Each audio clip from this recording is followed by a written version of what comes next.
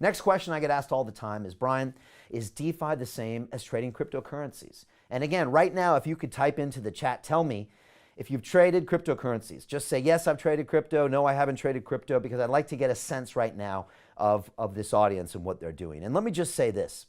Cryptocurrencies are not the same as DeFi. And let me try to explain that. Cryptocurrencies like Bitcoin are more analogous to assets like gold, whereas DeFi is the actual infrastructure, more like the global financial system, the banks, the insurance companies, the brokerage companies, all of that.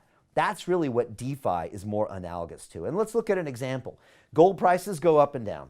Cryptocurrency prices, as we've seen recently, go up and down. And here's the news. They're going to continue to go up and down for probably the next 100 years. This is the reality. But the global financial system always stays present, and it actually innovates over time constantly.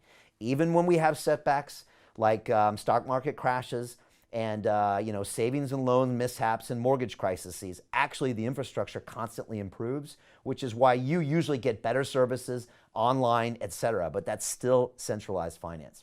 One of the great analogies that Andreas Antonopoulos, who's been on my show over the past 6 years, one of the real great experts when it comes to understanding Bitcoin and all things blockchain, he told me this, and I'm going to play this video for you a little bit later. He said, Brian, do you remember back in 2000 what happened with the dot-com boom? And I said, actually, I do, because I was the 27-year-old CFO of a dot-com startup in New York City called luxuryfinder.com. And here's a quick story. I actually left London in 1999 to take this job as a dot-com CFO in a startup in New York City. And one of my best friends from MIT called me up and said, Brian, he said, get your ass to New York. You got to be part of this revolution, and I got this job for you. And I said, I'm kind of in the middle of here. I'm actually in the financial markets. And he said, this is where you want to be. So I flew back, and within 3 weeks, I had moved back to New York City. I left all my furniture and everything in London. I didn't care. And I started going into the dot-com boom. And everything was amazing, and we were all worth millions of dollars on paper. And in 2000, the market crashed. And the NASDAQ crashed, and I think over $1 trillion of value was lost in that market.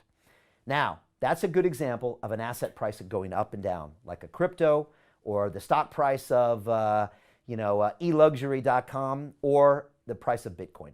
But what happened in the year 2000? Something no one talks about. It was the greatest year for the internet on record. Now, what do you mean by that, Brian? What do you mean the greatest year? Well, clearly it wasn't. The NASDAQ lost half of its value.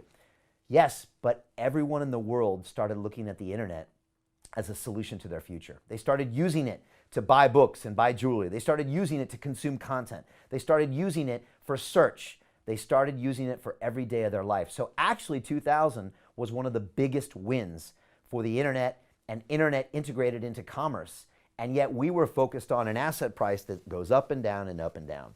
This is a similar analogy to DeFi. We're going to see Bitcoin go up and down. We're going to see Elon Musk tweet out this and that. But DeFi, as the infrastructure, is going to constantly be improving. And if you had bet on the internet back in 2000, your gains right now would be 100x, 1000x, 10,000x. Think about that. If you had invested in some of those early companies back then, you would be a winner right now. We're going to do the same thing inside my DeFi Academy. And so think about that analogy. Let it seep in.